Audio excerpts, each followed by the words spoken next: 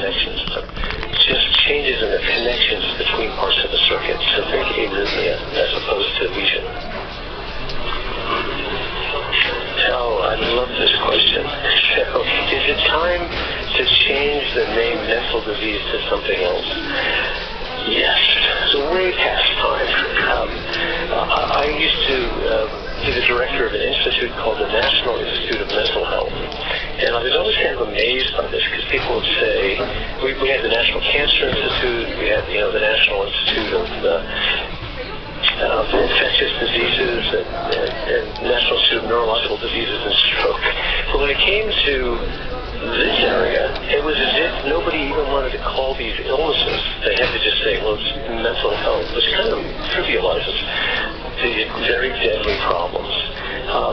It takes an act of Congress to change the name of an NIH institute, so I didn't actually take that on, but I hope somebody does, because I think our language traps us here. These are brain disorders, and we ought to be honest about this. These are neurodevelopmental disorders, and we should recognize that that has important implications for how you diagnose, how you treat, how you fund, and most of all, the public policy around what we expect here. So we don't, for instance, set the standards here for care that we have for cancer and heart disease. There's simply no way, I don't think, that you would have 400,000 people in the workforce for cancer that only have maybe 8 or 10% of them that have ever had training in an evidence-based treatment, and only about 20% who had any medical training. So the fact that we can't call these illnesses has really trapped us into being able to provide high standards of care, health care for the people with them. And we have to change that. That's going to be one of the first things. Language matters. Words matter.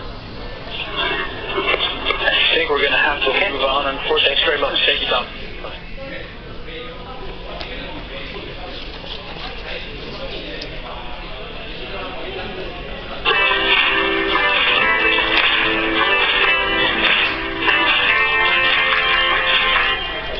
Next up, we have Dr. Alan Flake from Children's Hospital of Philadelphia. Dr. Flake is an incredible scientist, doctor, innovator. He is the chair of pediatric surgery at CHOP, and also professor of gynecology, obstetrics, and surgery. And he's been really harnessing a lot of his innovative energy towards the fetus and towards improving how we manage fetal care, in particular situations that surround premature birth. And to that end, he's been developing incredibly innovative technologies to support fetal development external to the placenta, external to the mom, essentially, and during a premature event so that that child can go on to have healthy development and develop two terms, just like every term-developed child has the opportunity to do. So I'm very excited to hear about this innovation and other innovations that Alan's been working on. Thank you very much, Alan. Thank you, Dave. It's a privilege to be at Salvax, and I really enjoyed all the fantastic presentations leading up to this one, and they're actually a great segue to my topic. The topic I'll introduce is extending gestation for physiologic support of the premature infant, and the physiologic term is the key term there. We don't need more non-physiologic technology for the preterm infant. A lot of backgrounds just to help you immerse yourself in the subject matter a little bit. So this has been described better than I can describe it through the previous talks, but I think one perspective that's interesting is just to compare the morbidity and mortality of a 23-week gestation infant who 90 or 80% of neonatologists in the country feel obligated to resuscitate at this point, to major adult morbid diseases. And if you look at it in this perspective, it's not just the baby being born too early, it's really a very severe disease, if you want to look at it in that way. And again, the cause is 35% of newborn deaths worldwide, a linked cause 50%, and that death toll extends up well beyond the neonatal period.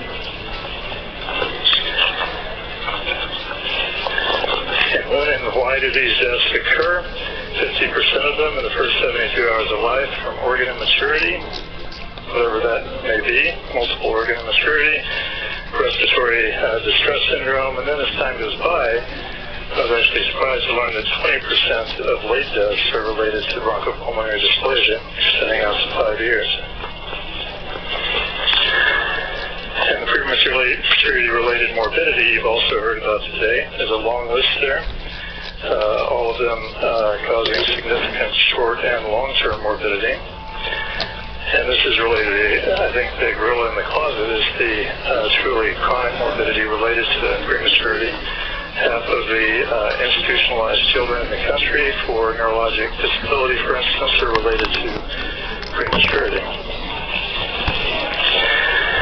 And despite the amazing accomplishments in neonatology and the ability to have survivors of these very early gestational infants, the fact is that we create more individuals with significant morbidity now than we did 10 years ago. That's a sobering thought. It suggests that we really need to do something very different. And you heard that great talk earlier on bronchopulmonary dysplasia. There's the old BPD. Must be due to volume trauma and O2 toxicity. The new BPD, there's a great deal of science behind it. A lot of that was described. But the bottom line is that once you gas ventilate a lung, you arrest its development. And that's something that can't be solved with new modes of ventilatory support. I can't even tell you what all these terms stand for. But it does tell you that there's been a tremendous amount of technology applied to this topic, and that technology really hasn't reduced the incidence of BPD or the rate of death in premature infants. So we need to do something different. Now, there's a point to this slide. It's not just a shameless ploy to show a gigantic trout that I caught, which if you know me, I take every possible opportunity to do that. But it's really a fish out of water analogy. And water does all sorts of good things for you developmentally. We know about the role of fluid and lung development and breathing. If you lose fluid that stents the lungs, you arrest your lung growth essentially. It facilitates normal fluid balance, fetal swallowing. 10% of your nutrition comes from the amniotic fluid.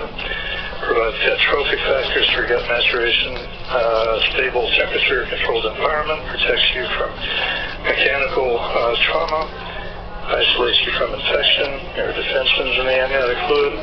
So there are all kinds of good reasons to stay underwater when you're developing. So what I'm proposing is this solution, and we call it EXTEND.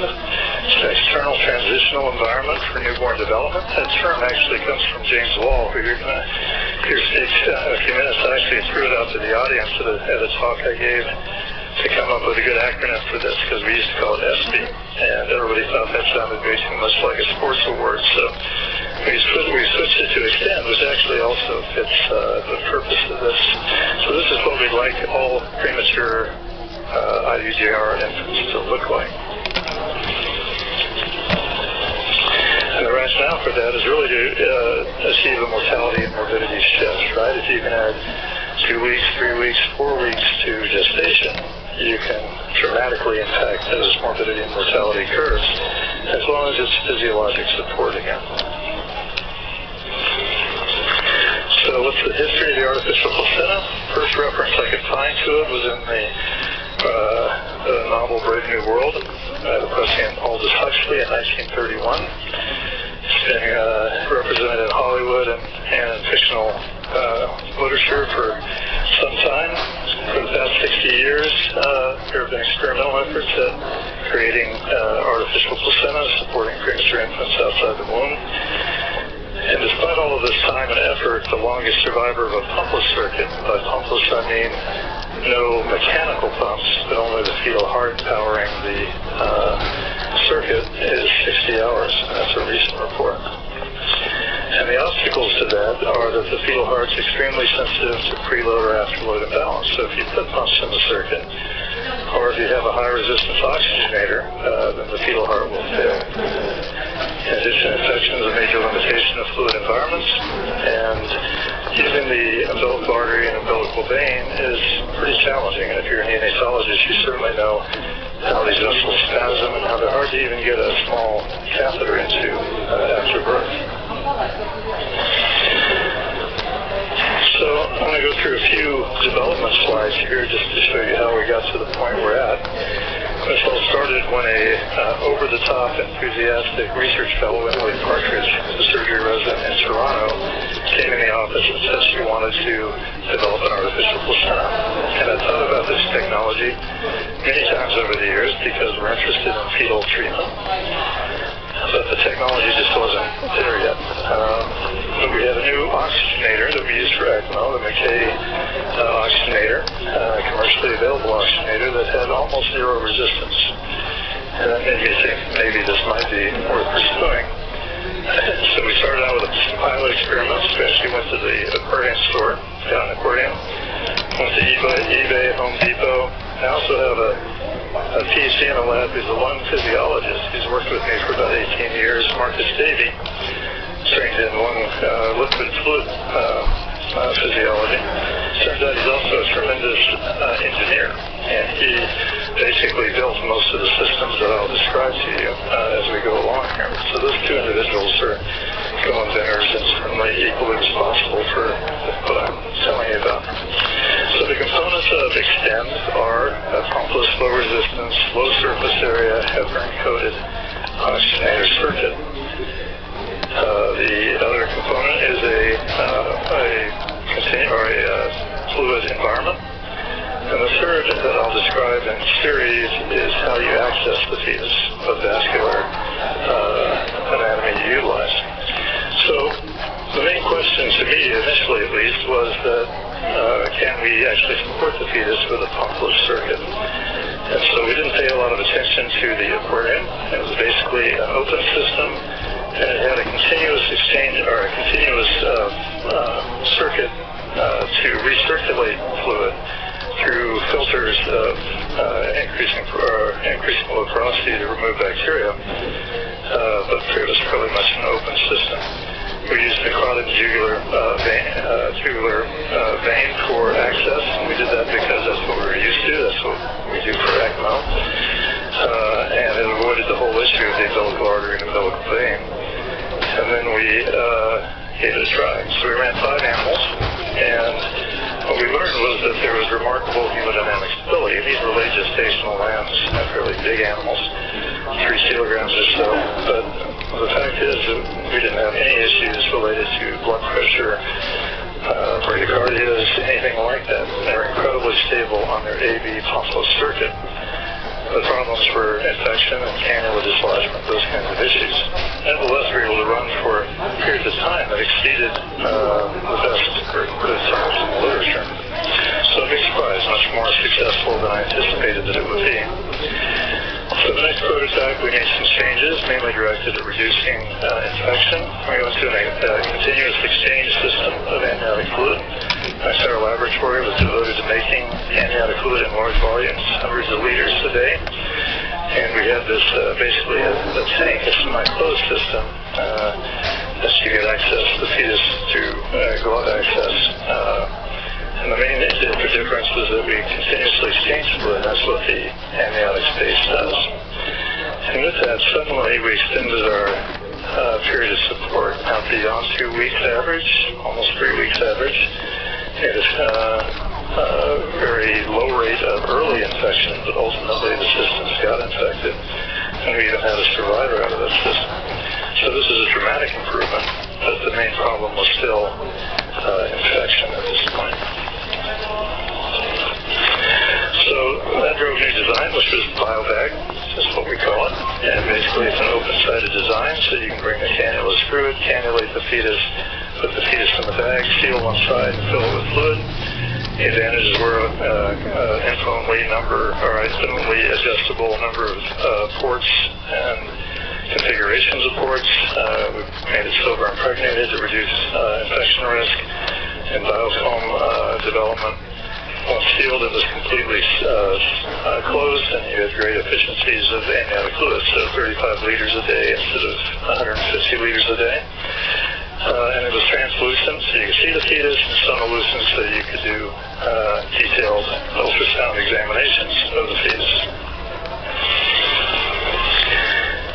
And one of our goals was to get down to physiologic or developmental equivalents in the lamb to a 22, 23-week gestation human infant. And if you look at lung development as a surrogate of that, then really around 110 days is a good target to aim for. So as we were bringing the lambs down in size on the system,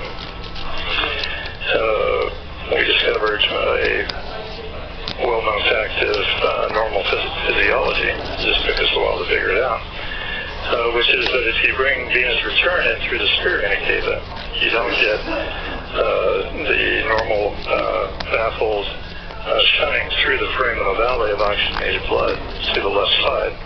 And so as animals got younger, the mean arterial pressures were lower, and the venous pressure in the right atrium increased slightly, reducing perfusion pressure of the oxygenator and resulting in cardiac failure.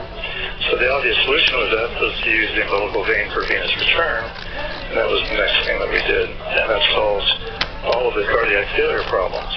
We had no cardiac failure issues, and we were able to go down to this physiologic age with a combination of the bile bag and the umbilical venous return. And I mentioned that we put the cannula inside the abdomen because we were still worried about umbilical vasculospasm. But with this, we were able to run for 20 to 26 days with these animals.